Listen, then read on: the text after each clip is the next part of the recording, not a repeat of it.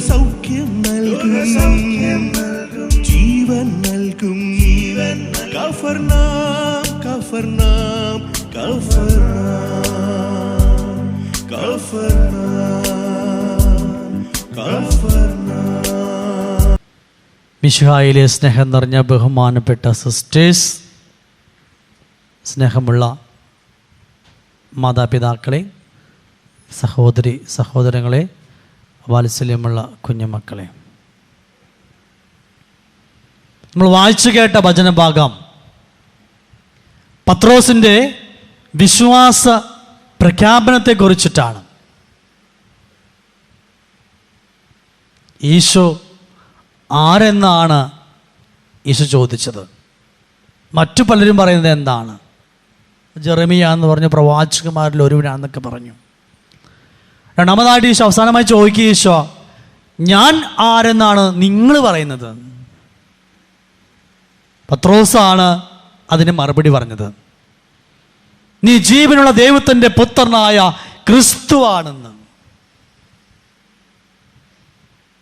പത്രോസ് അവിടെ വിശ്വാസ പ്രഖ്യാപനം നടത്തിയപ്പോൾ ഉടനെ യേശു പറഞ്ഞ മറുപടിയുണ്ട്, പത്രോസെ നീ അഹങ്കരിക്കൊന്നും വേണ്ട, നിൻ്റെ ബുദ്ധി കൊണ്ടോ നിൻ്റെ ചിന്ത കൊണ്ടോ ഒന്നുമല്ല. എൻ്റെ അർത്ഥം നമ്മൾ ബുദ്ധി കൊണ്ട് ചിന്തിച്ചിട്ടല്ല. നമ്മൾ പറയുന്നത് മാംസരക്തങ്ങളല്ല, മറിച്ച് എൻ്റെ സ്വർഗസ്വനായ പിതാവാണ് നിനക്കിത് വെളിപ്പെടുത്തി തന്നത്. പിതാവായ ദൈവം പരിശുദ്ധാത്മാവിൻ്റെ അഭിഷേകത്താൽ പത്രോസിനെ വെളിപ്പെടുത്തി കൊടുത്ത കാര്യമാണ് ഈശോ ക്രിസ്തു ജീവനുള്ള ദൈവത്തിൻ്റെ പുത്രനാണെന്നുള്ളത്. പലപ്പോഴും നമ്മളും പലയിടത്തൊക്കെ കൗൺസിലിംഗ് പോകുമ്പോൾ ചില കാര്യം വെളിപ്പെടുത്തി ചില ബുദ്ധി കൊണ്ട് ചിന്തിക്കാറുണ്ട്, ഇതെങ്ങനെയാന്നുള്ളത്. അവിടെ ബുദ്ധിയല്ല, മറിച്ച് വിശ്വാസത്തിലൂടെ നമ്മൾ നോക്കിക്കാണുമ്പോഴാണ് പരിശുദ്ധാത്മാവിൻ്റെ അഭിഷേകത്താൽ ചില സന്ദേശങ്ങൾ നമുക്ക് ലഭിക്കുക. പത്രോസ് ഈശോയെ കുറിച്ചിട്ട് വിശ്വാസ പ്രഖ്യാപനം നടത്തിയിട്ട് പത്രോസ് ജീവിതത്തിൽ വന്നിട്ടുള്ള വീഴ്ചകളെ കുറിച്ചാണ് നമ്മൾ ഇന്ന് കാണാൻ പോകുന്നത്. ഈശോ പറഞ്ഞു, നീ ഭാഗ്യവാൻ. ഈ ഭാഗ്യം ചെയ്ത അഭിഷേകമുള്ള വ്യക്തിയുടെ ജീവിതത്തിലേക്ക് വരുന്ന പരാജയങ്ങൾ എന്തൊക്കെയാണെന്ന് നമ്മൾ കാണാൻ പോകുന്നത്. ഒന്നാമത്തെ പരാജയം മത്തായിയുടെ സുവിശേഷം 16-ാമത്തെ അധ്യായം 21, 22, 23 വാക്യങ്ങളിൽ കാണാൻ സാധിക്കും. നിങ്ങളുടെ ആരുടെയും കയ്യിൽ ബൈബിളൊന്നും ഇല്ലല്ലേ? നിങ്ങൾ ധ്യാനത്തിന് തന്നെ വന്നവരല്ലേ? ഞാനൊരു ചോദ്യം ചോദിച്ചോക്കട്ടെ. നിങ്ങളുടെ മക്കൾ സ്കൂളിൽ പോകുമ്പോൾ പുസ്തകം പേനയും കൊണ്ടുപോയില്ലെങ്കിൽ നിങ്ങൾ എന്ത് പറയും? കൊണ്ടുപോകണമെന്ന് പറയൂലേ? പ്രിയമുള്ളവരെ, എനിക്കൊരു അപേക്ഷ മാത്രമേ ഉള്ളൂ. നിങ്ങൾ ബൈബിൾ തുറന്നില്ലെങ്കിലും കുഴപ്പമില്ല, ബൈബിൾ കൊണ്ട് അടുത്ത ആഴ്ച വരണം. ഒരേ ഒരു വചനമെങ്കിലും നിങ്ങൾ തുറന്ന് വായിച്ചാൽ മതി. ഒരേ ഒരു വചനം. നിങ്ങൾ ബൈബിൾ കൊണ്ടുവരുന്ന സമയത്ത് നിങ്ങൾ വീട്ടിൽ നിന്ന് ബൈബിൾ എടുത്ത് ഇവിടെ വരണവരെ ആ വഴി മുഴുവനും വിശുദ്ധീകരിച്ചിട്ടുണ്ടാവും. ആ തിന്മ വിട്ടുപോയിട്ടുണ്ടാവും.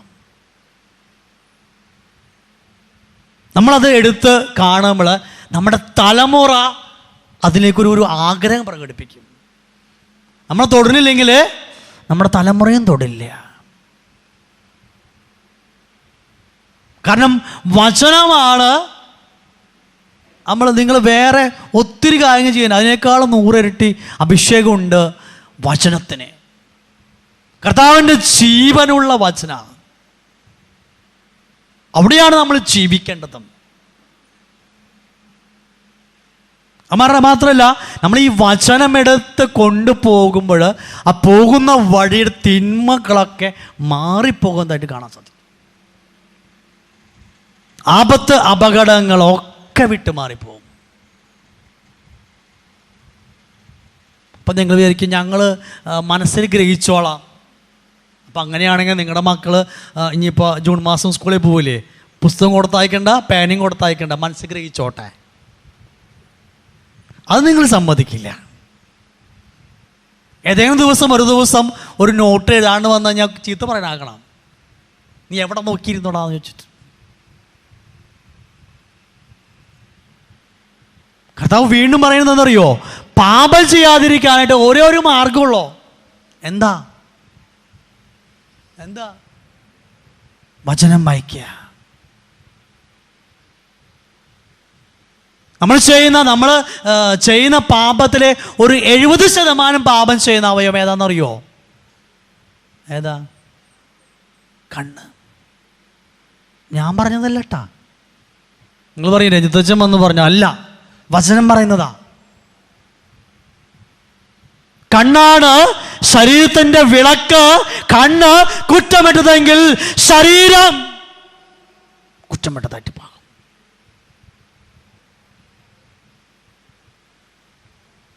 പ്രത്യേകിച്ച് ഈ ജടിക പാപങ്ങൾ വരുമ്പോൾ നിങ്ങൾ വചനം തുറന്ന് വായിക്കുകയും നിന്റെ ശരീരത്തെ വിശദീകരിക്കാനായിട്ട്, നിന്റെ ശരീരത്തിലേക്ക് അസ്വസ്ഥത കടന്നു വരുമ്പോൾ വചനം വായിക്കണം. നമ്മൾ മക്കളെ പഠിപ്പിക്കുന്നില്ല, അതാ പ്രശ്നം കുറയ്ക്കാൻ. ഞാനൊരു കാര്യം ചോദിച്ചു നോക്കട്ടെ, ഈ ദൈവപുത്രനായ കർത്താവ് വചനം വായിക്കാറുണ്ടാ? ഉണ്ട്. യേശയും ജെറമിയയും മാത്രമല്ല, ഈശോ ഏറ്റവും കൂടുതൽ വായിച്ചിരുന്ന വാചന ഭാഗമാണ് സങ്കീർത്തനങ്ങൾ.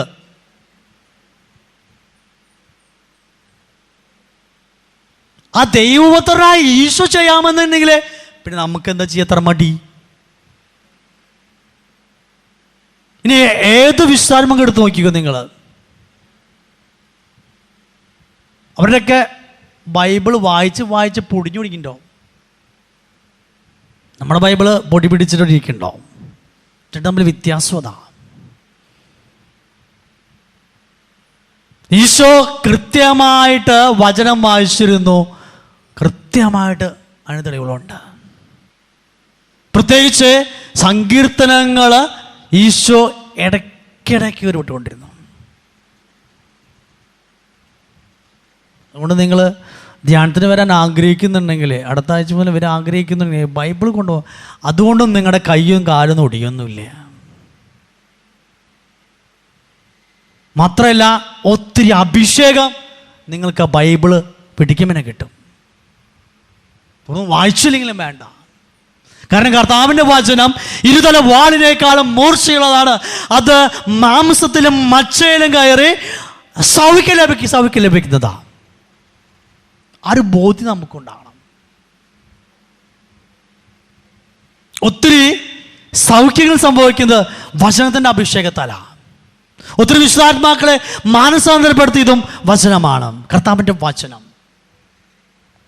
ഇവിടെ ഇരിക്കുന്ന എല്ലാവരുടെ ജീവിതത്തിലും ഉത്തരം, നിങ്ങളുടെ എല്ലാ പ്രശ്നങ്ങൾക്കും ഉത്തരം ഈ വിശുദ്ധ ഗ്രന്ഥത്തിലുണ്ട്. അത് 10,000 20,000 വർഷം കഴിഞ്ഞാലും നമ്മുടെ ജീവിതത്തിലേക്ക് എല്ലാ പ്രശ്നങ്ങൾക്കും ഉത്തരം ഈ വിശുദ്ധ ഗ്രന്ഥത്തിലുണ്ട്.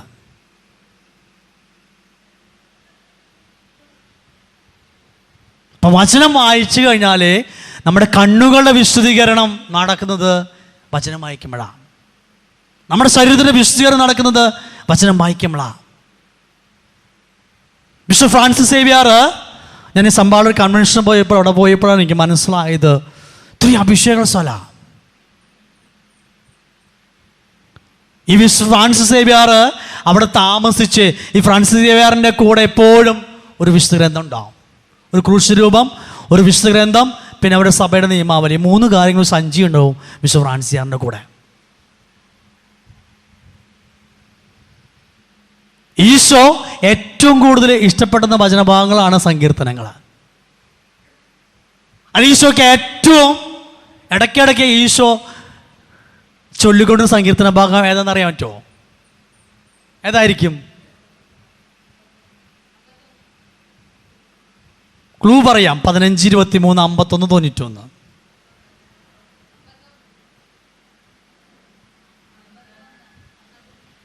തൊണ്ണൂറ്റി 1. എന്താ കാരണം? ഒന്ന്, കർത്താവിൻ്റെ സംരക്ഷണം. കർത്താവിൻ്റെ സംരക്ഷണം. ഈശോയ്ക്ക് ഏറ്റവും കൂടുതൽ ഇഷ്ടപ്പെട്ട വചനഭാഗങ്ങൾ ഒന്നാന്ന് പറയാൻ കാരണം, മരുഭൂമിയിലെ പ്രലോഭന സമയത്ത് സാത്താൻ പ്രലോഭന സമയത്ത് ചോദിച്ച ഒരു വചനഭാഗമുണ്ട്. നീയെ ആ ഉയർന്ന സ്ഥലത്ത് നിന്ന് ചാടിക്കോ? എന്താ പറയുന്നിട്ട്? മാലാഖമാരെ നിന്റെ പാദം കല്ലിമ തട്ടാതിരിക്കാനായിട്ട് അവർ നോക്കിക്കൊള്ളുന്നു. ആ വചനഭാഗം എവിടെയാ? 91:12 കാരണം എൻ്റെ ജീവിതത്തിൽ എൻ്റെ പോരായ്മയും എൻ്റെ നേട്ടം നോക്കി നടക്കുന്ന ആരാ? ശത്രുവാണോ മിത്രമാണോ? നിങ്ങളുടെ ജീവിതത്തിലെ ഏറ്റവും പോരായ്മയും കുറവുകൾ നോക്കി നടക്കുന്ന ആരാ? ശത്രുവാണോ മിത്രമാണോ? ശത്രു. അപ്പൊ ഈ സാത്താൻ ഇത് നോക്കി നടക്കണ. ഈശോയെ എവിടെ പൂട്ടാന്ന് വെച്ചിട്ട്, ഈശോയ്ക്ക് ഈ വചനഭാഗം കൃത്യമാണെന്ന് അറിയാമെന്ന് മനസ്സിലാക്കിയിട്ടാണ് അത് അങ്ങ് ഇട്ട് കൊടുക്കുന്നത്. എന്തായിരിക്കും ഈശോ മറുപടി പറയാൻ നോക്കിയിട്ട്? പ്രിയമുള്ളവരെ, നിങ്ങൾ എല്ലാ വെള്ളിയാഴ്ചയും ഇവിടെ വന്ന് പോയതിനേക്കാൾ ഉപരിയാ ഒപ്പം തന്നെ വചനം പഠിക്കും വേണം. ബൈബിളും കൊണ്ടുകൊണ്ട് പോകുന്നു. ഇവിടെ പറയുന്ന വചനഭാഗങ്ങൾ കൃത്യമായി എടുത്ത് വായിക്കുമ്പോഴാണ് നമ്മുടെ വിശുദ്ധീകരണം സംഭവിക്കുക. നമ്മുടെ തലമുറയ്ക്ക് കിട്ടാത്തത് തന്നെയാണ്. ഒത്തിരി പ്രേമബന്ധങ്ങളിൽ പെട്ട് ഒത്തിരി പേര് വരുമ്പോൾ ഞാൻ ചോദിക്കുന്ന ആദ്യ ചോദ്യമുണ്ട്, കൊന്തൊക്കെ ചെല്ലുന്നുണ്ട്, ഓക്കെ, വചനം വായിക്കാറുണ്ടോ? ഇല്ല. ആ സംഗതിയേ ഇല്ല. ഇനി ദൈവവിളി നഷ്ടപ്പെട്ടിട്ട് ഒത്തിരി പേര് വരുമ്പോൾ ഞാൻ ചോദിക്കുന്ന ചോദ്യ, വചനം വായിക്കാറുണ്ടോ? ഇല്ല.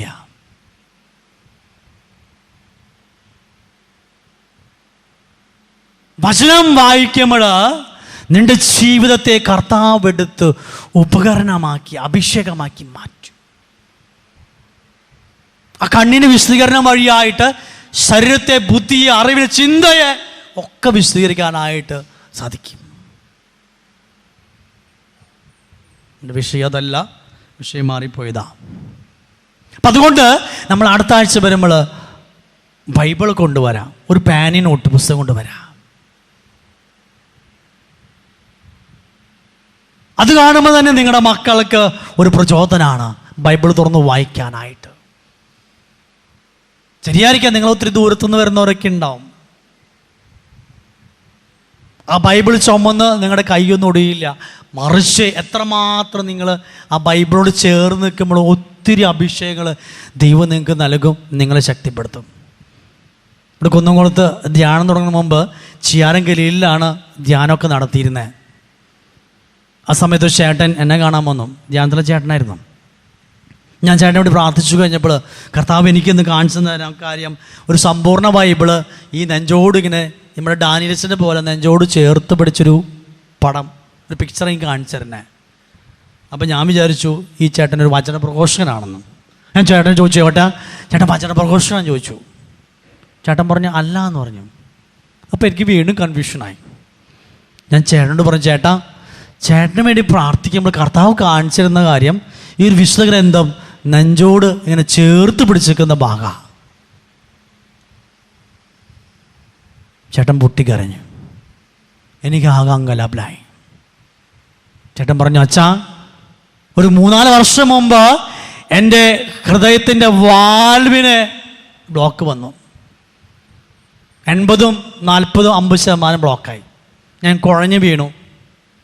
എന്നെല്ലാവരും കൂടിയിട്ട് തൃശ്ശൂർ ഹാർട്ട് ഹോസ്പിറ്റലിൽ കൊണ്ടുപോയി.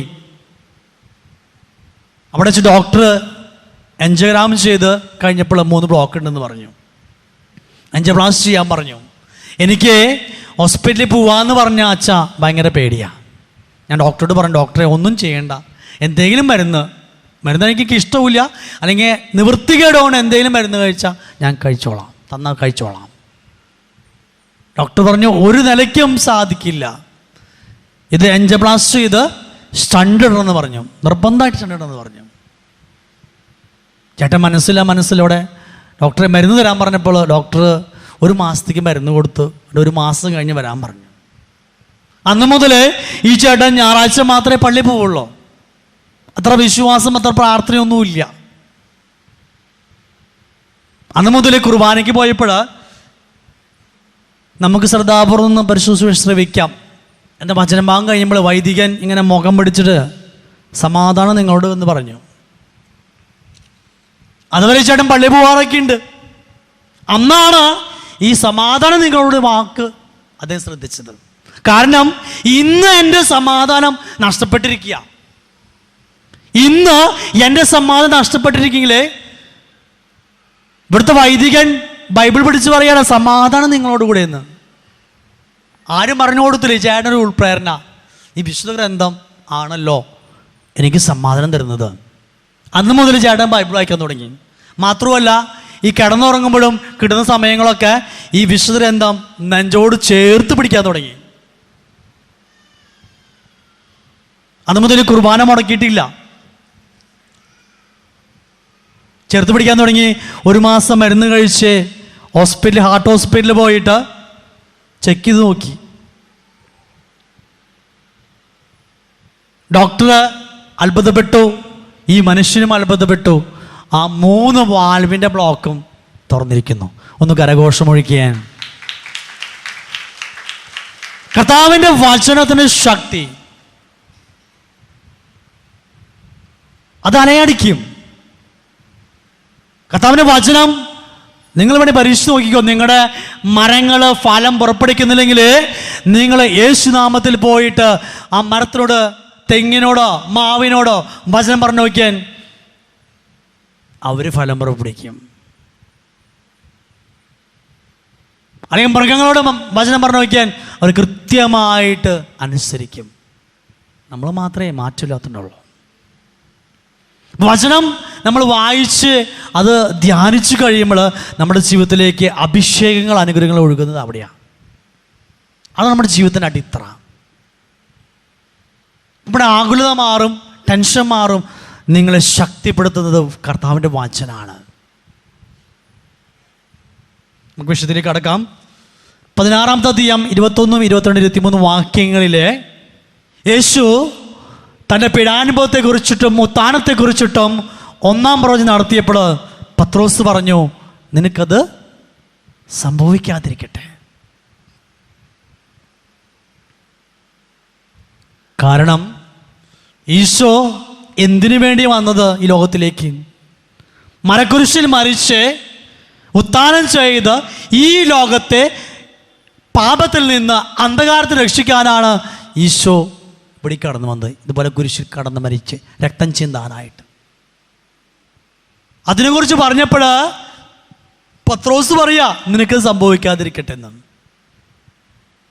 ഉടനെ ഈശോ പത്രോസ് നോക്കി പറഞ്ഞു, സാത്താനെ ദൂരെ പോകൂ, നിന്റെ ചിന്ത ദൈവികമല്ല, മാനുഷിക. പത്രോസിന്റെ 1-ാമത്തെ വീഴ്ച ദൈവിക ചിന്തകളെ മാനുഷിക ചിന്തയാക്കിയിട്ട് മാറ്റി. ആ വീഴ്ച തുടങ്ങുന്നത് അവിടെയാ. നമ്മുടെ ജീവിതത്തിലെ 3 ചിന്തകളുണ്ട്. ഒന്ന് ദൈവിക ചിന്ത, മാനുഷിക ചിന്ത, 3-ാമത്തെ ചിന്ത ഇവിടെ നിങ്ങൾക്ക് ആർക്കില്ലാത്ത ചിന്ത, പൈശാചിക ചിന്ത. പൈശാചികമായ ചിന്ത. ഈ 3 ചിന്തകളാണ് നമ്മുടെ ജീവിതത്തിൽ എപ്പോഴേക്കും കടന്നു വരുന്ന. ഇതിലേതെങ്കിലും ഒന്ന് നമ്മൾ അലട്ടിക്കൊണ്ടിരിക്കും. ഉദാഹരണം അച്ഛൻ പറയാം, പെട്ടെന്ന് നിങ്ങൾക്ക് മനസ്സിലാവും എങ്ങനെയാണ് ഈ 3 ചിന്തകൾ. ഇപ്പോൾ ഇന്ന് ഈ ധ്യാനം കഴിയുമ്പോൾ ബെന്നിച്ചൻ പറയാണ്, നമുക്ക് ഒരു വീട് പണിത് കൊടുക്കണം, ഒരു പാവപ്പെട്ട ഒരു 10 പേർക്ക് വീട് പണിത് കൊടുക്കണം. ഓക്കെ, മനസ്സിലായില്ലേ? ബെന്നിച്ചൻ പറയാണ്, നിങ്ങൾ 10 വീട്ടിൽ പാവപ്പെട്ടവർക്ക് നമുക്ക് വീട് പണിത് കൊടുക്കണമെന്ന്. ഉടനെ ഇവിടെ ഇരിക്കുന്ന ഒരു വ്യക്തി, ചേട്ടനാ ചേച്ചിയോ ആരെങ്കിലും ആയിക്കോട്ടെ, 10,000 രൂപ കൊടുക്കാമെന്ന് അപ്പം തന്നെ മനസ്സിൽ തീരുമാനിച്ചു. അതെന്ത് ചിന്തയാ? എന്ത് ചിന്തയാ? അതാണ് ദൈവിക ചിന്ത.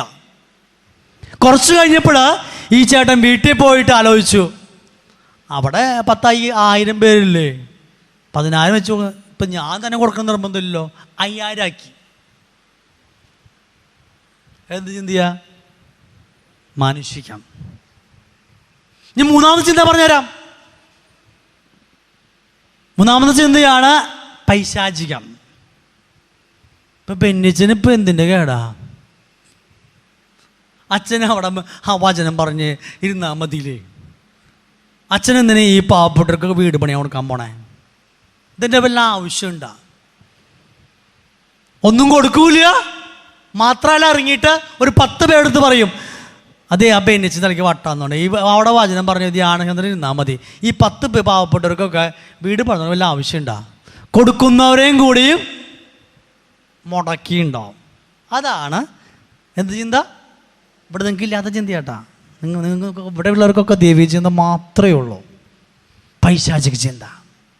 ഈ 3 ചിന്തകൾ നമ്മുടെ ജീവിതത്തിൽ എപ്പോഴും കടന്നു വരും. നമ്മൾ ശ്രദ്ധിക്കണം.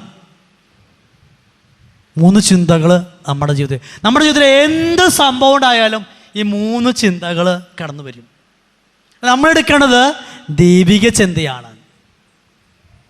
ദൈവിക ചിന്ത. അല്ലെങ്കിൽ ഞാൻ പോണ വഴിക്ക് എനിക്കൊരു ആക്സിഡൻ്റ് ഉണ്ടായി.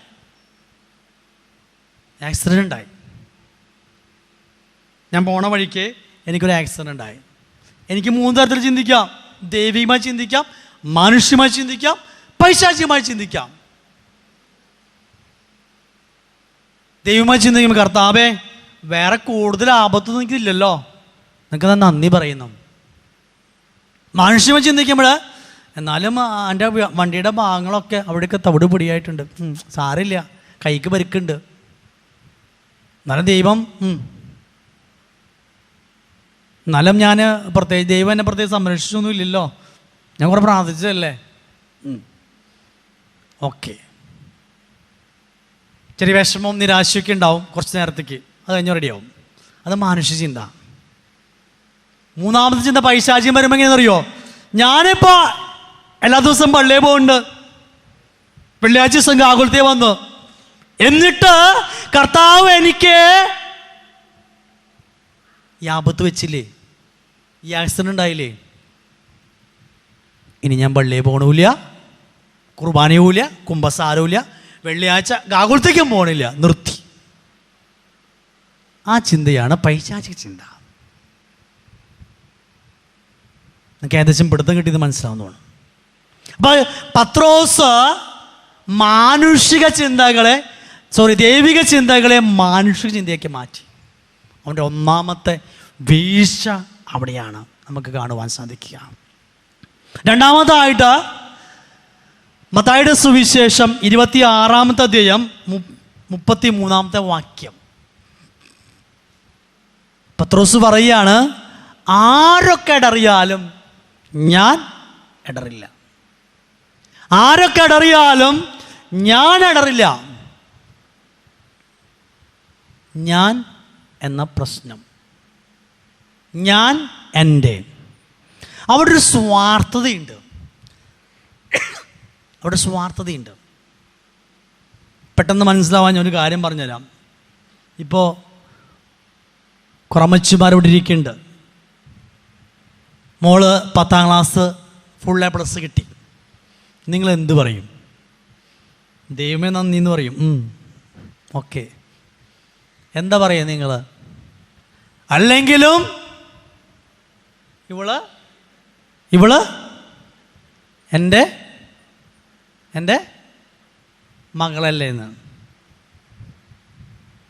അല്ലെങ്കിലും ഇവള് എൻ്റെ മകളല്ലേ, അപ്പോൾ ഫുൾ A+ കിട്ടിയില്ലെങ്കിലും അതിശയമൊന്നുമില്ല എന്നുള്ളത്. ഈ പറഞ്ഞ ആൾ തന്നെ കുറച്ച് കഴിയുമ്പോൾ +2 ചേർന്ന് മകള് ആകെ ഉഴപ്പി ആകെ കുർത്തക്കേട് കാണിക്കുമ്പോൾ എന്താ പറയാന്നറിയോ? എന്താ പറയുക? അല്ലെങ്കിലും കെട്ടിടം നോക്കിയിട്ട് പറയും, നിങ്ങളുടെ മോക്ക് അവൾക്ക് കിട്ടിയിട്ടുണ്ട്, അതുകൊണ്ടാണ് ഈ പ്രശ്നമൊക്കെ ഉണ്ടാവണമെന്ന് പറയും. നല്ലത് കിട്ടുമൊക്കെ എൻ്റെ ഞാൻ എന്ന മനോഭാവം മാറ്റിയിട്ട് നമ്മുടെ എന്ന ചിന്താഗതി വരുമ്പോഴാണ് നമ്മുടെ ജീവിതത്തിലേക്ക് ആ സ്വാർത്ഥപരമായ ചിന്ത മാറിയിട്ട് അഭിഷേക അനുഗ്രഹത്തിൻ്റെ ചിന്തയിലേക്ക് വരാനായിട്ട് സാധിക്കുക. ആരൊക്കെ ഇടറിയാലും ഞാൻ ഇടറില്ല എന്ന് പത്രോസ് അവിടെ പറഞ്ഞു. ഞാനാണ് പ്രശ്നം. ചില അമ്മച്ചിമാർ പറയാറുണ്ട്, അല്ലെങ്കിലും ഇവനെ ഞാനുണ്ടല്ലോ, ഞാൻ 10 മാസം ചുമ നടന്നതാ. അമ്മച്ചിമാർക്ക് അല്ലാണ്ട് അപ്പച്ചന്മാർക്ക് പ്രസവിക്കാൻ പറ്റുമോ? ഇല്ലല്ലോ. അപ്പം അതിന് കണക്ക് പറഞ്ഞ വല്ല കാര്യമുണ്ടോ? നമ്മൾ ഈ പരാതിയും പരിഭവവും കണക്ക് പറച്ചിലും നിർത്തണം. അല്ലെങ്കിൽ നമ്മൾ ഇസ്രായേൽ ജനത്തെ പോലെ ആയിരിക്കും. ഇസ്രായേൽ ജനത്തിന് ഒത്തിരിയേറെ നന്മകൾ കിട്ടിയിട്ടുണ്ട്, പക്ഷേ നന്മകൾ ചിന്തിക്കാറില്ല. പാറമടിച്ചിട്ട് അവിടുന്ന് വെള്ളം പുറപ്പെടുവിച്ചു, കാടപക്ഷി കൊടുത്തു, മണ്ണ് കൊടുത്തു. എന്നാൽ ഇസ്രായേൽ ജനം കുറച്ച് ചെറിയ പ്രതിസന്ധി വന്നപ്പോഴേക്കും മോശയ്ക്കെതിരായിട്ടും ദൈവത്തിനെതിരായിട്ടും അഹ്റോനെതിരായിട്ടും ജോഷയ്ക്കെതിരായിട്ടും പിറുപിറുക്കുക. ഇവിടെ ഈശോ ആഗ്രഹിക്കുന്നത് നമ്മുടെ ഈ പിറുപിറുപ്പ് നിർത്തണം, പരാതിയും പരിഭവവും നിർത്തണം. ഇവിടെ പത്രോസിന്റെ 2ാമത്തെ വീഴ്ച, ഞാൻ എന്ന അഹങ്കാരം അവിടെ വന്നുപോയി. 3ാമത്തെ പത്രോസിന്റെ വീഴ്ച മത്തായിയുടെ സുവിശേഷം 26-ാമത്തെ 41-ാമത്തെ വാക്യത്തിൽ കാണാൻ സാധിക്കും. പ്രലോഭനത്തിലെ അകപ്പെടാതിരിക്കുവാൻ ഉണർന്നിരുന്ന് പ്രാർത്ഥിക്കണം. പ്രലോഭനത്തിലെ അകപ്പെടാതിരിക്കുവാൻ ഉണർന്നിരുന്ന് പ്രാർത്ഥിക്കണം.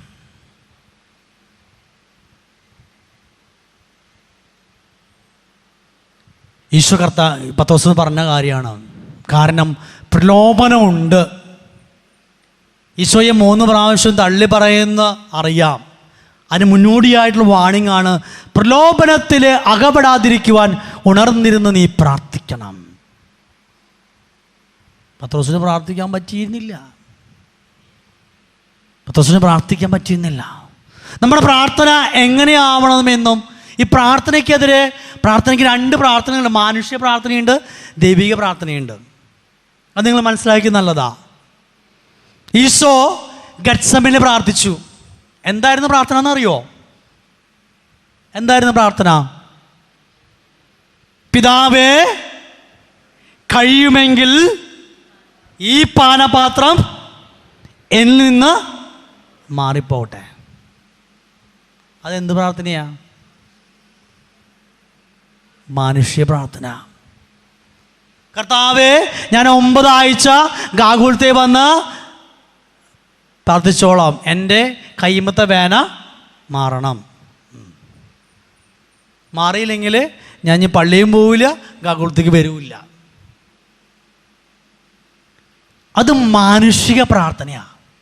എന്തുകൊണ്ടാണ് ഈ കർത്താവ് പ്രാർത്ഥന പ്രാർത്ഥിച്ച് ചോദിച്ചാൽ, ഈശോയ്ക്ക് മാനുഷിക സ്വഭാവവും ദൈവിക സ്വഭാവവും ഉണ്ട്. 2 സ്വഭാവങ്ങൾ ഈശോയ്ക്കുണ്ട്. നമ്മുടെ പ്രാർത്ഥന എല്ലാം മാറിപ്പോട്ടെ, സാമ്പത്തിക ബുദ്ധിമുട്ട് മാറിപ്പോട്ടെ, കടബാധ്യത മാറട്ടെ, രോഗങ്ങൾ മാറട്ടെ, എൻ്റെ ശത്രു മാറിപ്പോട്ടെ. മറിച്ച് അങ്ങനെയല്ല പ്രാർത്ഥിക്കേണ്ടത്. കർത്താവിൻ്റെ 2ാമത്തെ പ്രാർത്ഥന എന്താ? ദൈവിക പ്രാർത്ഥന. എൻ്റെ ഇഷ്ടമല്ല, അവിടുത്തെ ഇഷ്ടം നിറവേറട്ടെ. നമ്മുടെ വീട്ടിൽ ഓരോ സംഭവങ്ങൾ വരുമ്പോൾ നമ്മൾ പ്രാർത്ഥിക്കേണ്ടതാ, ഈശോയെ, നിൻ്റെ ഇഷ്ടം എൻ്റെ ജീവിതത്തിലേക്ക് നടപ്പിലാക്കാനായിട്ട് എന്നെ നീ ശക്തിപ്പെടുത്തണമേ. അല്ല മാറിപ്പോട്ടെ എന്നല്ല പ്രാർത്ഥിക്കേണ്ടത്. ഈശോയെ, ഈ സംഭവം വഴിയായിട്ട്, ഈ സാമ്പത്തിക കടബാധ വഴിയായിട്ട്, മറ്റുള്ളവർ വിമർശനം വഴിയായിട്ട്, മറ്റുള്ളവരെ കുറ്റപ്പെടുത്തൽ വഴിയായിട്ട് എൻ്റെ ജീവിതത്തിൽ നടപ്പിലാക്കേണ്ട ദൈവിക പദ്ധതികൾ നടപ്പിലാക്കാനാണ് പ്രാർത്ഥിക്കേണ്ടത്. ചിലപ്പോൾ അമ്മായിമ്മയുടെ വിമർശനമായിരിക്കും, അമ്മായിമ്മയുടെ കുത്തുവാക്കായിരിക്കാം, മരുമകളുടെ ചവിട്ടായിരിക്കാം, പലർക്കും പലതരത്തിലാണ്, രോഗങ്ങളായിരിക്കാം, രോഗപീഠകളായിരിക്കാം സഹനമായിട്ട് കർത്താവ് അനുവദിക്കുന്നത്. നമ്മളോട് പ്രാർത്ഥിക്കേണ്ടത്, ഈ സഹനം വഴിയായിട്ട് എൻ്റെ ജീവിതത്തിലേക്ക് അഭിഷേകം ഒഴുകാൻ കർത്താവ് ആഗ്രഹിക്കുന്നുണ്ടെങ്കിലേ അത് നടപ്പിലാവട്ടെ. കർത്താവിനെ പറയുന്നുണ്ട്, നിന്റെ തലമുടി നാരിഴ കൊഴിയുന്നുണ്ടെങ്കിൽ ആരറിയുണ്ട്? ഈശോ അറിയുന്നുണ്ട്. നമ്മളറിയുന്നു. നമ്മൾ കുളിക്കുമ്പോൾ എത്ര തലമുടി കൊഴിഞ്ഞു പോകുന്നു നമ്മളറിയുന്നില്ല, പക്ഷേ ഈശോ അറിയുന്നുണ്ട്. ഈശോ അറിയുന്നുണ്ടെങ്കിൽ ഈശോയ്ക്ക് അറിയാം ഇതിൻ്റെ പിന്നിലൊരു പദ്ധതി ഉണ്ടെന്നുള്ളത്. ജോബ് പ്രാർത്ഥിച്ചതുപോലെ സഹനങ്ങൾ വന്നപ്പോൾ, വേദന വന്നപ്പോൾ ജോബ് പ്രാർത്ഥിച്ചു, കർത്താവ് തന്നു, കർത്താവ് എടുത്തു, കർത്താവിൻ്റെ നാമം മഹത്വപ്പെടട്ടെ. നമ്മൾ ഓരോ വെള്ളിയാഴ്ച വരുമ്പോഴും നമ്മൾ പറയേണ്ടത്, കർത്താവേ ഈ വെള്ളിയാഴ്ച ഓർത്ത് ഞാൻ നിന്നെ മഹത്വപ്പെടുത്തുന്നു. ഓരോ ദിവസങ്ങൾ സഹനങ്ങൾ വേദനകൾ വരുമ്പോൾ നമ്മൾ പറയേണ്ടതും അത് തന്നെയാണ്. അതാണ് നമ്മൾ ചെയ്യുക യഥാർത്ഥത്തിൽ പ്രാർത്ഥന. അൽഫോൺസമ്മ രോഗം വന്നപ്പോൾ അൽഫോൺസമ്മ പ്രാർത്ഥിച്ചത്, കർത്താവേ നിന്റെ സഹനത്തോട് നിന്റെ പീഡാനുഭവത്തോട് ചേർത്തിരിക്കുവാനായിട്ട് എൻ്റെ ഈ സഹനത്തെ മൂർച്ഛിപ്പിക്കണമെന്ന് പ്രാർത്ഥിച്ചത്. ഓരോ സഹനങ്ങൾക്കും ദൈവത്തിൻ്റെ പിന്നിലെ ഒരു ദൈവിക പദ്ധതിയുണ്ട്, ദൈവമഹത്വമുണ്ട്. അത് മനസ്സിലാക്കിയാലാണ് നമ്മൾ ഈ സഹനങ്ങളൊക്കെ സന്തോഷത്തോടെ സ്വീകരിച്ച് വിശുദ്ധീകരണം നടക്കാനായിട്ട് കർത്താവിന് വിട്ടുകൊടുക്കുള്ളൂ. അല്ലെങ്കിൽ പരാതിയും നിരാശയും വ്യാകുലതയും ആകുലതകളും ഒക്കെ ആയിട്ട് അവസാനം നമ്മൾ ഡിപ്രഷനിലേക്ക് പോകും, മാനസിക സംഘർഷത്തിലേക്ക് പോകും. ഒരു സ്വർഗീയ ആനന്ദം, സന്തോഷം അനുഭവിക്കാൻ നമുക്ക് സാധിക്കില്ല. വർഷങ്ങളായിട്ട് ചിരിക്കാത്തവരുണ്ടാവും. എല്ലാത്തിനും കൂടി ചിന്തിച്ചിട്ടേ നമ്മളെ കൊണ്ട് ഒന്നും ചെയ്യാൻ സാധിക്കില്ല. ആ ഒരു ബോധ്യത്തിലേക്ക് നമ്മൾ കടന്നു വരുമ്പോഴാണ് നമ്മുടെ ജീവിതത്തെ മാറ്റുവാനായിട്ട്, അഭിഷേകത്തിൽ നയിക്കപ്പെടുവാനായിട്ട് നമുക്ക് സാധിക്കുക. നാലാമതായിട്ട് പത്രോസിൻ്റെ വീഴ്ച. മത്തായിയുടെ സുവിശേഷം 26-ാമത്തെ അധ്യായം 51-ാമത്തെ വാക്യം. അതിൽ പത്രോസ് വാളെടുത്തിട്ട് ആ ഗെത്സമേൻ തോട്ടത്തിലേക്ക് പടയാളികൾ ഈശോനെ പിടിക്കാൻ വരുമ്പോൾ അവിടെ നിന്ന് വാളെടുത്തിട്ട് പത്രോസ് ഒരു സേവകൻ്റെ ചെവി ഛേദിച്ച് കളഞ്ഞു.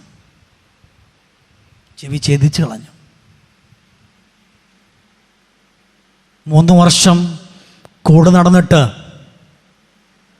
സ്നേഹത്തിൻ്റെ പ്രമാണം പഠിപ്പിച്ചിട്ട്, നിങ്ങൾ ശത്രുക്കളെ സ്നേഹിക്കണം, ഞാൻ നിങ്ങളെ സ്നേഹിച്ചതുപോലെ സ്നേഹിക്കണം എന്നൊക്കെ പറഞ്ഞു കഴിഞ്ഞിട്ട് പത്രോസ് ചെയ്തത് വാളെടുത്തിട്ട് ചെവി ഛേദിച്ച് കളയുക ചെയ്തത്. നമ്മളൊരു കാര്യം മനസ്സിലാക്കണം, പത്രോസ് വാളെടുത്ത് വെട്ടിയെങ്കിൽ നമ്മളിന്ന് നാവുകൊണ്ട് പലരുടെയും തലയെ വെട്ടിക്കളയണം. തല. ഒരു കാര്യം നമുക്ക് ചിന്തിക്കാനുണ്ട്, നിങ്ങൾ പറയുന്ന വ്യർത്ഥമായ വാക്കിനെ കണക്ക് കൊടുക്കേണ്ടി വരും.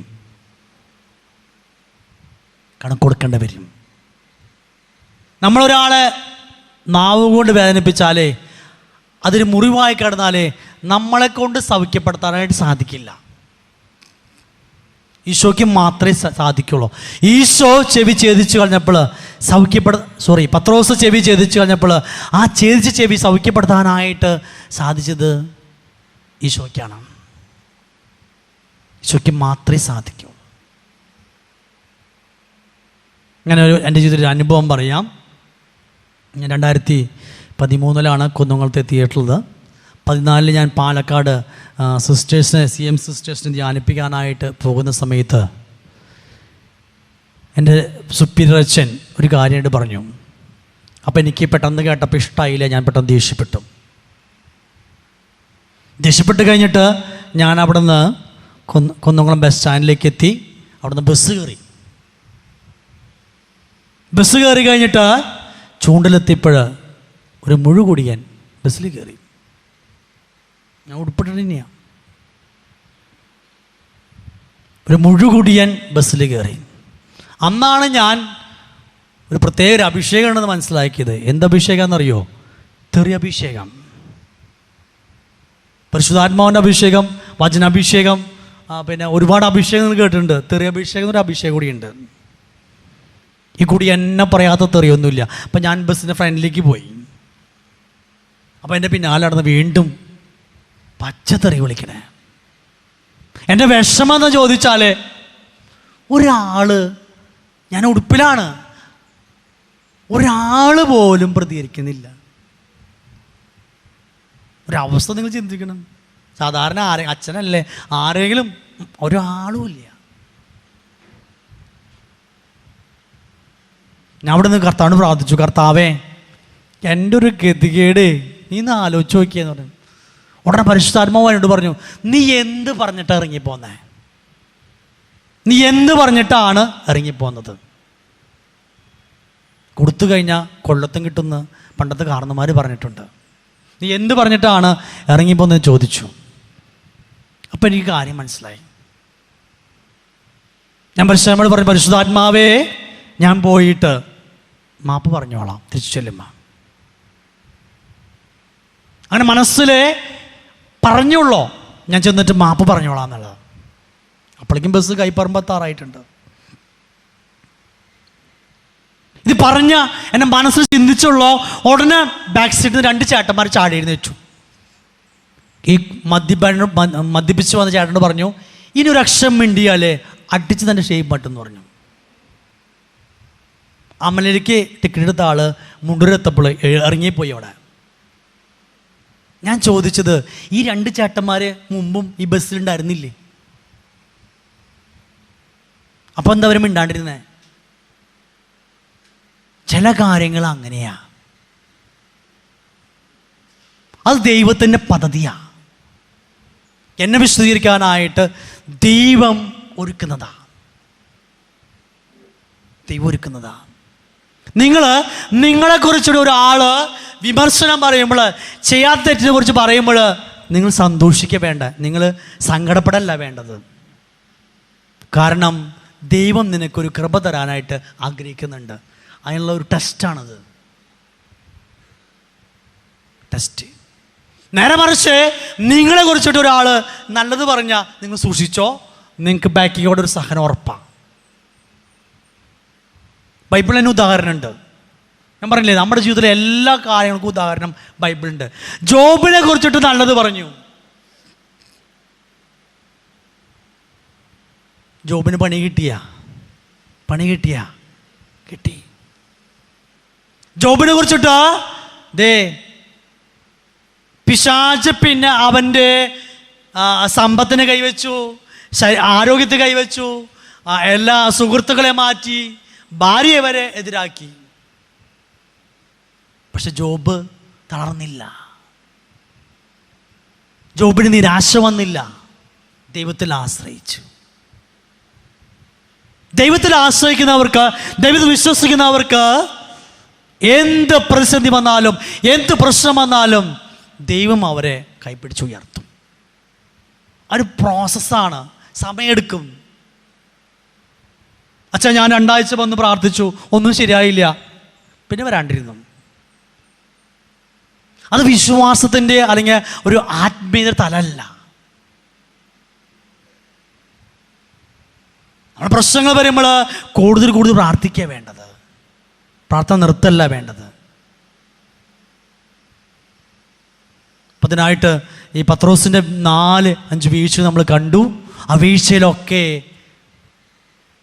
നമ്മുടെ ജീവിതത്തിലെ വീഴ്ചകളാണ്. പത്രോസിൻ്റെ വീഴ്ച എന്ന് പറയുമ്പോൾ അതൊക്കെ നമ്മുടെ ജീവിതത്തിലെ വീഴ്ചകളാണ്. പത്രോസ് ഒരു പ്രതിദാനം ചെയ്യുന്നത് മാത്രമേ ഉള്ളൂ. ഈ വീഴ്ചകൾ നമ്മുടെ ജീവിതത്തിൽ ഉണ്ടെങ്കിലേ നമ്മൾ തിരുത്തി പുതിയ അഭിഷേകത്തിൽ അവിശ്വാസം പ്രഖ്യാപിച്ച പോലെ മാംസരക്തങ്ങളല്ല, എൻ്റെ സ്വർഗ്ഗസ്ഥ പിതാവ് ആണ് നിനക്കിത് വെളിപ്പെടുത്തിയെന്ന് പറഞ്ഞതുപോലെ അങ്ങനെയുള്ള അഭിഷേകത്തിൽ ജീവിക്കാനായിട്ട് നമുക്ക് സാധിക്കണം. ഒത്തിരി പേര് അഭിഷേകത്തിൽ ജീവിച്ചവരാ. ഇപ്പോൾ ഈ കൊറോണയ്ക്ക് വന്നപ്പോൾ ഒത്തിരി ആത്മീയമായിട്ട് തകർന്ന് തരിപ്പണായി പോയിട്ടുണ്ട്. നമ്മുടെ ആത്മീയ ജീവിതത്തിന് ഒരു മരവിപ്പ് സംബന്ധിച്ചിട്ടുണ്ട്. മൊത്തത്തിൽ ധ്യാന സെൻറ്ററിൽ മാത്രമല്ല, ഇടവ പള്ളിയിലൊക്കെ മൊത്തത്തിൽ ഒരു മന്ദത, ഒരു ആത്മീയ മരവിപ്പ് വന്നുകൂടിയിട്ടുണ്ട്. അല്ല, ഒന്നാമത്തെ വീഴ്ച എന്ന് ഞാൻ പറയുകയാണെങ്കിൽ കുടുംബ പ്രാർത്ഥനകൾ ഇല്ല, ശൂന്യമായി പോയിട്ടുണ്ട്.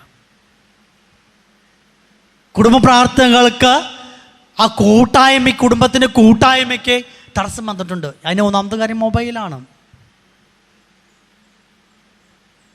മക്കളെ വിളിച്ച് മോളെ പഠിക്കാൻ പ്രോജക്റ്റ് ചെയ്യാണ്ട്, പിന്നെ ഭർത്താവിൻ്റെ വഴിക്ക്, ഭാര്യയുടെ വഴിക്ക്, ഒക്കെ മൊബൈലിലാണ്. ഇതിങ്ങനെ ചൂണ്ടിക്കൊണ്ടിരിക്കുക. ജനിച്ച് വീഴുന്ന കൊച്ചു വരെ ഇപ്പോൾ മൊബൈലിലുമേ അങ്ങനെ. അത് കാലഘട്ടത്തിൻ്റെ ആവശ്യമാണ്, ഇല്ല എന്ന് പറയുന്നില്ല. പക്ഷേ ആ കൂട്ടായ്മ, ആ കുടുംബത്തിലെ കുടുംബ പ്രാർത്ഥന സമയത്ത് ആ കൂട്ടായ്മ നഷ്ടപ്പെട്ടു പോയിട്ടുണ്ട്. അവിടെയാണ് പരാജയങ്ങൾ നമുക്ക് സംഭവിക്കുന്നത്. നിങ്ങൾ പോകുന്ന വഴിക്ക് എനിക്കൊരു അനുഭവം ഞാൻ പറഞ്ഞു തരാം. അപ്പോൾ നിങ്ങൾ ചോദിക്കും, ഇപ്പോൾ കഴിഞ്ഞ സമയം പോയിക്കൊണ്ടിരിക്കുക, ഞാൻ ഇതൊന്നും പറഞ്ഞിട്ട് ഞാൻ അവസാനിപ്പിക്കാം. ഇപ്പോൾ കൂട്ടായ്മ എന്ന് പറയുമ്പോൾ ഇതൊരു കൂട്ടായ്മയാണ്. നിങ്ങൾ വെള്ളിയാഴ്ച ഇവിടെ ഒന്ന് പ്രാർത്ഥിക്കുമ്പോൾ ഇതൊരു കൂട്ടായ്മയാണ്. ആ കൂട്ടായ്മയുടെ അഭിഷേകം നിങ്ങൾക്ക് കിട്ടും, തീർച്ച. വർഷങ്ങൾക്ക് മുമ്പ് ഒരു 2016 17 ആയിട്ട് കുന്നുകുളത്ത് ഞങ്ങളുടെ പ്രിയോരശനും ഞങ്ങൾ 3-5 പേര് മുന്നോട്ട്, പ്രിയോരശൻ ബാക്കിലാണ് വരുന്നത്. അപ്പോൾ ഞങ്ങളുടെ ITCയുടെ ഭാഗത്തു നിന്ന് ആ സൈഡിൽ നിന്ന് ഒരു പേപ്പട്ടി അവിടെ നിന്ന് വരുന്നുണ്ട്. ഞാൻ കണ്ടിട്ടുണ്ട്, പട്ടി വരുന്നുണ്ട്. പേപ്പട്ടി നമ്മൾ ശ്രദ്ധിക്കണമൊന്നുമില്ല. ഞങ്ങൾ 4 പേരുണ്ട്. ഞാനും ഉണ്ട്, അവിടുത്തെ മുമ്പുള്ള പ്രിൻസിപ്പാൾ അച്ഛനുണ്ട്, പിന്നെ ഞങ്ങളുടെ ദേവമാതിൽ വന്ന കൗൺസിലർമാർ 2 പേരുണ്ട്. 5 പേര് ഞങ്ങൾ പോകുന്നുണ്ട്. ഈ വന്ന പേപ്പട്ടി ഞങ്ങൾ ഭയങ്കര ഫോഴ്സിലാണ് വന്നത്. ശരിക്ക് ഞാൻ ഈ ലെഫ്റ്റ് സൈഡിൽ ചേർന്ന് പോണതാണ്, ഈ ഭാഗത്തുനിന്ന് വരുന്നത്. ആദ്യം കടി എനിക്ക് കിട്ടാം. വന്ന പേപ്പട്ടി പതക്കെ ഒന്ന് സ്ലോവായി. എത്ര പേപ്പട്ടിയാണെങ്കിലും ഈ 5 പേരുണ്ടെങ്കിൽ അവൻ സെൻസ് ചെയ്യും. ഏറ്റവും സെൻസേഷനുള്ള മൃഗം പട്ടിയാണ്. ഞങ്ങൾ കടിച്ചില്ല. ഞങ്ങളവിടെ നിന്ന് ഇവിടുന്ന് അത്ര ദൂരം, ആ ബാക്കിലേക്ക് എത്ര ദൂരം എത്തിയിട്ടുള്ളൂ. പുറകിൽ ഞങ്ങളുടെ പ്രിയോരച്ചൻ നടന്നു വരുന്നായിരുന്നു. ഈ പേപ്പട്ടി ഓടി വന്നിട്ട് പ്രിയോച്ചനെ കടിച്ചു. പ്രിയോച്ചൻ ഒറ്റയ്ക്കായിരുന്നു. എന്തേ പേപ്പട്ടി ഞങ്ങളെ കടിക്കാണ്ടെന്നേ? എന്താ കാരണം? കൂട്ടായ്മ. കർത്താവ് വചനം പറയുന്നുണ്ട്, 2-3 പേർ എൻ്റെ നാമത്തിൽ ഒന്നിച്ചു കൂടുമ്പോൾ അവരുടെ മധ്യേ ഞാനുണ്ട്. മൃഗങ്ങൾക്ക് വരെ അറിയാം നീ ഒറ്റയ്ക്കാണ് എന്ന ചിന്ത നിനക്ക് വന്നു കഴിഞ്ഞാലേ, നീ ഒറ്റപ്പെട്ടു, ഈ ലോകത്തിൽ ആരും എന്നെ മനസ്സിലാക്കുന്നില്ല, ഞാൻ ഒറ്റപ്പെട്ടു, എന്നെ സ്നേഹിക്കാൻ ആരുമില്ല എന്ന ചിന്ത വന്നാൽ നീ ഉറപ്പിച്ചോ, സാത്താൻ എന്നെ പിടിക്കാൻ തുടങ്ങിയിട്ടുണ്ടെന്ന് അർത്ഥം. നമ്മൾ ഒറ്റയ്ക്കല്ല. ഒത്തിരി വിശുദ്ധാത്മാക്കളുണ്ട്, കാവൽ മാലാഖമാരുണ്ട്, കർത്താവുണ്ട്, മാതാവുണ്ട്. എത്ര പേരാന്നറിയാം നമുക്ക്. അപ്പോൾ ഈ വെള്ളിയാഴ്ച നിങ്ങളിവിടെ വന്ന് പ്രാർത്ഥിക്കുന്നത് ഒരു കൂട്ടായ്മയാണ്. അച്ഛന് അപേക്ഷയുണ്ട്, നിങ്ങൾ ഈ കൂട്ടായ്മയിലേക്ക് മുടങ്ങാതെ വരണം. ഒത്തിരി പേര് കൊണ്ടുവരും വേണം. കഴിഞ്ഞ ദിവസം ഒരു യുവാവ് 18 വയസ്സായിട്ടുണ്ട്. അവൻ്റെ പരാതി ഇതാ, എൻ്റെ അമ്മ ധ്യാനകേന്ദ്രത്തിൽ പ്രാർത്ഥിക്കാൻ പോകണു, വീട്ടിലിരുന്ന് പ്രാർത്ഥിച്ചാൽ മതിയില്ലേന്ന്. എനിക്കൊരു കുത്താണേ. ശരിയല്ല. നിങ്ങളുടെ മക്കൾ ചിലപ്പോൾ ചോദിച്ചിട്ടുണ്ടാവും, അല്ലെങ്കിൽ ഭർത്താവ് ചോദിക്കുന്നുണ്ടാവും, അല്ലെങ്കിൽ നിങ്ങളുടെ ഭാര്യമാർ ചോദിക്കുന്നുണ്ടാവും, എന്തിനാ നിങ്ങൾ കെട്ടിയെടുത്തിട്ട് എല്ലാ വെള്ളിയാഴ്ചയും ധ്യാനകേന്ദ്രത്തിന് പോണേ, വീട്ടിലിരുന്ന് പ്രാർത്ഥിച്ചാൽ മതിയില്ലേ എന്നുള്ളത് അല്ലേ? അത് എനിക്കുള്ള കൊത്തുകൂടിയാണ്. ഇവൻ വന്ന് ചോദിച്ചതിൻ്റെ അടുത്ത്. ഇവൻ ഭയങ്കര ബുദ്ധിമാനാണ്.